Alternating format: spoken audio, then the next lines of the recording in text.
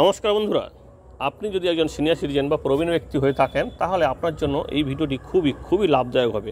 কারণ আমরা আজকে আপনার সঙ্গে আলোচনা করব 2022-23 আর্থিক বর্ষে আপনি যদি ট্যাক্স সেভিং ফিক্সড ডিপোজিট করেন প্রবীণ ব্যক্তি বা সিনিয়র সিটিজেন হিসাবে, সেক্ষেত্রে আপনি কত টাকা সুদ পাবেন বা কত টাকা ম্যাচুরিটি অ্যামাউন্ট পাবেন। আমরা এই ভিডিওতে দেশের প্রথম সারির 35টি সরকারি বেসরকারি ব্যাংকের সম্পূর্ণ তালিকাটি আপনাদের সামনে তুলে ধরব যে তার সুদের হার কত, কোন ব্যাংকে, বা তার ম্যাচুরিটি অ্যামাউন্টটা কত পাবেন 1.5 লক্ষ টাকার 5 বছর পরে। তো আপনার ব্যাংকটি যেটা হবে সেটাই শুধু আপনি একটু খেয়াল করে দেখে নেবেন যে আপনার ব্যাংকে কত টাকা সুদ দিচ্ছে এই মুহূর্তে 2022-23 আর্থিক বর্ষে এবং কত টাকা আপনি ম্যাচুরিটি অ্যামাউন্ট পাবেন। কারণ ট্যাক্স সেভিং ফিক্সড ডিপোজিটটি প্রবীণ ব্যক্তিদের কাছে খুবই জনপ্রিয়। কারণ প্রবীণ ব্যক্তিরা অন্যান্য যে শেয়ার মার্কেট, মিউচুয়াল ফান্ডে খুব একটা এই মুহূর্তে রিস্ক নিতে চায় না। যদিও কিছু কিছু জায়গায় পরিবর্তন হয়েছে, কিছু কিছু ব্যক্তি আছেন যারা রিস্ক নিতে চায়, কিন্তু এখনও সবচাইতে বেশি জনপ্রিয় ট্যাক্স সেভিংয়ের ক্ষেত্রে প্রবীণ ব্যক্তিদের ট্যাক্স সেভিং এফডি। কারণ এখানটায় সুনিশ্চিত এবং নিরাপদ একটা রিটার্ন পাওয়া যায় এবং সেই সঙ্গে টাকাটাও কিন্তু আপনার গ্যারান্টেড থাকে। কারণ আপনারা জানেন ব্যাংকে কিন্তু 5 লক্ষ টাকা পর্যন্ত এমনিতে একটা ডিপোজিট ইন্স্যুরেন্স করা থাকে আরবিআই তরফ থেকে। সমস্ত ব্যাঙ্কগুলিকে এই নিয়ম করা হয়েছে। সুতরাং আপনার 1.5 লক্ষ টাকাতে কোনো বিপদই নেই, আপনি এখানে সম্পূর্ণ টাকাটা কিন্তু নিরাপদে রাখতে পারবেন। তো তাই আপনার যদি অন্য কোনো ইনভেস্টমেন্টের সাহস না হয়, অর্থাৎ যদি আপনি রিস্ক নিতে না চান, তাহলে অবশ্যই আপনি ট্যাক্স সেভিং ফিক্সড ইউজ করতে পারেন। আর যদি আপনার মনে হয় যে আপনি রিস্ক নিতে চাইছেন, তাহলে অবশ্যই আপনি মিউচুয়াল ফান্ড বা এনপিএস বা আরও কিছু করতে পারেন। কারণ মিউচুয়াল ফান্ডও এনপিএসও কিন্তু বাজার মার্কেট লিঙ্কড। তো দেখে নিই যে কত কী সুদের হার আছে। তবে হ্যাঁ, তার সঙ্গে আগে আর একটু বলে রাখি, ট্যাক্স সেভিং ফিক্সড ডিপোজিটের কিছু নিয়ম কানুন আছে। কত ইনভেস্ট করতে পারবেন, কারা কারা ইনভেস্ট করতে পারবেন, বা এখানে ছাড় পেতে হলে কী কী শর্ত মানতে হবে, কোন ক্ষেত্রে কে ছাড় পাবেন না, বা কোন ব্যাংকে এই ট্যাক্স সেভিং ফিক্সড ডিপোজিট করতে পারেন, সেটা নিয়ে আমাদের একটা বিস্তারিত আলোচনা সহ ভিডিও আছে, চাইলে দেখে নিতে পারেন, যার লিঙ্ক আমরা ডিসক্রিপশন বক্সে দিয়ে দেবো। কারণ নিয়ম সবার জন্য একই, শুধুমাত্র একটা জায়গায় ট্যাক্স সেভিং ফিক্সড ডিপোজিটের সিনিয়র সিটিজেনদের আলাদা হয় কি সুদের হার। কারণ সাধারণ নাগরিকদের থেকে, অর্থাৎ যাদের বয়স 60 বছর এরকম, তাদের থেকে কিছুটা সুদ বেশি পায় প্রবীণ ব্যক্তিরা। মিনিমাম 50 পয়সা বেশি পায়। 50 পয়সা থেকে 1.5 টাকা পর্যন্ত কিন্তু সাধারণত বেশি দেওয়া হয় প্রবীণ ব্যক্তিদের। সেটা স্টাফ বা এক্স স্টাফ হলে সেই সব সুবিধাগুলো পাওয়া যায়। মোটামুটি 50 পয়সা বেশি পাওয়া যাবেই। তো আমরা এই যে তথ্যটি নিয়েছি সেটা কিন্তু ব্যাংকের ওয়েবসাইট থেকে, অর্থাৎ আপনার ব্যাংকটি যে ব্যাংকটি আছে সেখানে ওয়েবসাইটে যে তথ্যটি দেখাচ্ছে, সুদের হার যেটা দেখাচ্ছে, সেই সুদের হার অনুযায়ী কিন্তু আমরা এই চার্টটি তৈরি করেছি, যেখানে ব্যাংকের নাম, ইন্টারেস্ট রেট এবং 1.5 লক্ষ টাকার 5 বছরে ম্যাচুরিটি অ্যামাউন্ট কত হবে। তো দ্রুত আমরা একটু বলে যাব, আপনি একটু দেখে নেবেন যে আপনার ব্যাংকের নামটি। তো প্রথমে দেখুন, ব্যাংক অফ মহারাষ্ট্র 5 টাকা 40 সুদের হার, অর্থাৎ শতকরাতে এই সুদের হারগুলো সমস্ত কিন্তু এবং বাৎসরিক। 5 টাকা 40 হারে আপনি 1.5 লক্ষ টাকাতে রিটার্ন পাবেন 1,96,140 টাকা, অর্থাৎ 46,000 টাকার কাছাকাছি আপনি সুদ বাবদ ফেরত পাবেন।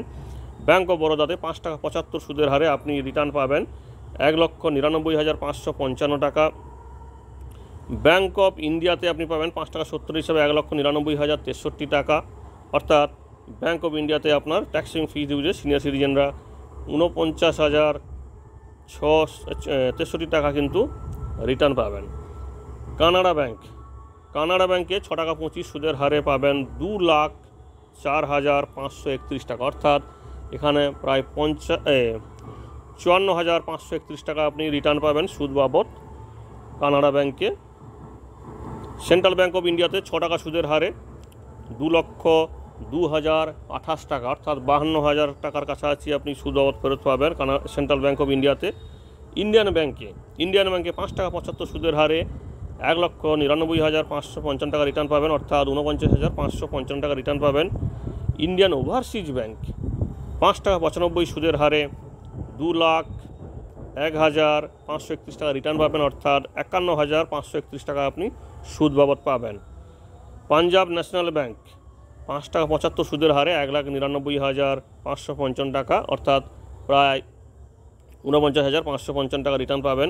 পাঞ্জাব অ্যান্ড সিন্ধ ব্যাংক, তাদের সুদের হার 5 টাকা 90 এবং রিটার্ন পাবেন 2,01,035 টাকা, অর্থাৎ 51,035 টাকা আপনি রিটার্ন পাবেন।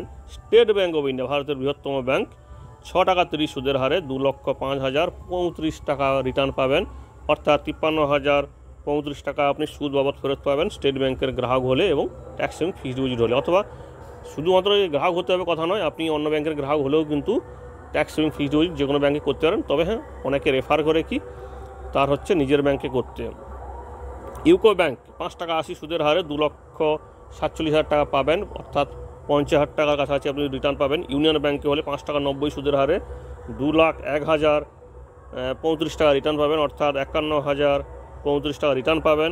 অ্যাক্সিস ব্যাংক 6 টাকা 50 সুদের হারে 2,07,063 টাকা, অর্থাৎ 57,000 টাকা কাছাকাছি আপনি রিটার্ন পাবেন সুদ বাবদ অ্যাক্সিস ব্যাংকে যদি ট্যাক্স এবং ফিক্সড ডিপোজিট করেন সিনিয়র সিটিজেন হিসাবে। বন্ধন ব্যাংকে 6 টাকা 35 2,05,540 টাকা রিটার্ন পাবেন, অর্থাৎ 53,000 টাকা আপনি 55,540 টাকা আপনি সুদ বাবদ ফেরত পাবেন বন্ধন ব্যাংকে যদি ট্যাক্স এবং ফিক্সড ডিপোজিট করেন। ক্যাথলিক সিয়ারিন ব্যাংক, যেটা 5.75 টাকা 5.75 সুদের হার, সেখানে 1,99,555 টাকা রিটার্ন পাবেন, অর্থাৎ 49,555 টাকা আপনি রিটার্ন পাবেন। সিটি ইউনিয়ন ব্যাংক 5 টাকা 25 সুদের হারে 1,94,694 টাকা রিটার্ন পাবেন। ডিসিবি ব্যাংকে 7 টাকা 10 সুদের হারে 2,13,262 টাকা, অর্থাৎ এখানে কিন্তু 63,000 টাকার কাছাকাছি আপনি সুদ বাবদ ফেরত পাবেন। ধনলক্ষ্মী ব্যাংক 5 টাকা 40 সুদের হারে 1,96,140 টাকা আপনি রিটার্ন পাবেন। ফেডারেল ব্যাংক 6 টাকা 40 হিসাবে 2,06,047 টাকা রিটার্ন পাবেন। এইচডিএফসি ব্যাংক 6.10 অর্থাৎ 6 টাকা 10 পয়সা সুদের হার 2,03,526 টাকা আপনি রিটার্ন পাবেন, অর্থাৎ 53,026 টাকা আপনি সুদ বাবদ পাবেন। আইসিআইসি ব্যাংক 6 টাকা 10 সুদের হারে ওই একই অ্যামাউন্ট, অর্থাৎ 2,03,026 টাকা রিটার্ন পাবেন আইসিআইসি ব্যাংক এবং এইচডিএফসি ব্যাংকে যদি আপনি ট্যাক্স এবং ফিজ ডিপোজিট করেন সিনিয়র সিটিজেন হিসাবে, সেক্ষেত্রে 53,026 টাকা আপনি সুদ বাবদ ফেরত পাবেন। এবার দেখে নিই আইডিবিআই ব্যাংক 6 টাকা 35 সুদের হারে আপনি রিটার্ন পাবেন ট্যাক্স এবং ফিক্সড ডিপোজিটে সিনিয়র সিটিজেন হিসেবে 2,05,540 টাকা। আর আইডিবিআই ব্যাংকে ওই 6 টাকা 75 সুদের হারে আইডিবিআই ফার্স্ট ব্যাংকে আপনি রিটার্ন পাবেন 2,09,625 টাকা, অর্থাৎ 59,625 টাকা আপনি রিটার্ন পাবেন। ইন্ডিউশন ব্যাংক 7 টাকা সুদের হারে 2,12,217 টাকা আপনি রিটার্ন পাবেন ট্যাক্স এবং ফিক্সড ডিপোজিটে, অর্থাৎ 62,000 টাকার কাছাকাছি আপনি সুদ বাবদ ফেরত পাবেন। জম্মু কাশ্মীর ব্যাংকে 6 টাকা সুদের হারে আপনি রিটার্ন পাবেন 2,02,028 টাকা, অর্থাৎ 52,028 টাকা আপনি সুদ বাবদ ফেরত পাবেন। কর্ণাটকা ব্যাংকে আপনি 5 টাকা 80 সুদের হারে রিটার্ন পাবেন 2,47,000 টাকা, অর্থাৎ 50,000 কাছাকাছি সুদ বাবদ ফেরত পাবেন। কোটাক ব্যাংকে 6 টাকা 25 সুদের হারে 2,04,531 টাকা রিটার্ন পাবেন, অর্থাৎ 54,000 টাকা 531 54,531 টাকা আপনি সুদ বাবদ ফেরত পাবেন। কারুর বৈশ্য ব্যাংকে 5 টাকা 90 সুদের হারে আপনি 2,01,035 টাকা রিটার্ন পাবেন। আরবিএল ব্যাংকে 6 টাকা 80 সুদের হারে 2,10,141 টাকা আপনি রিটার্ন পাবেন সুদ বাবদ।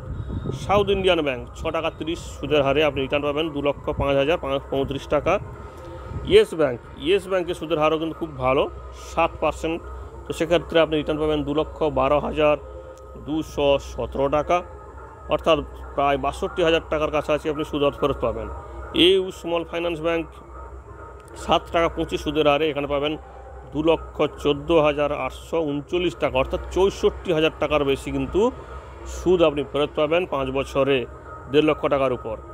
ইকুইটাস স্মল ফাইন্যান্স ব্যাংক 6 টাকা 50 সুদের হারে আপনি পাবেন 2,07,063 টাকা, অর্থাৎ 57,000 টাকার কাছাকাছি আপনি সুদ বাবদ ফেরত পাবেন।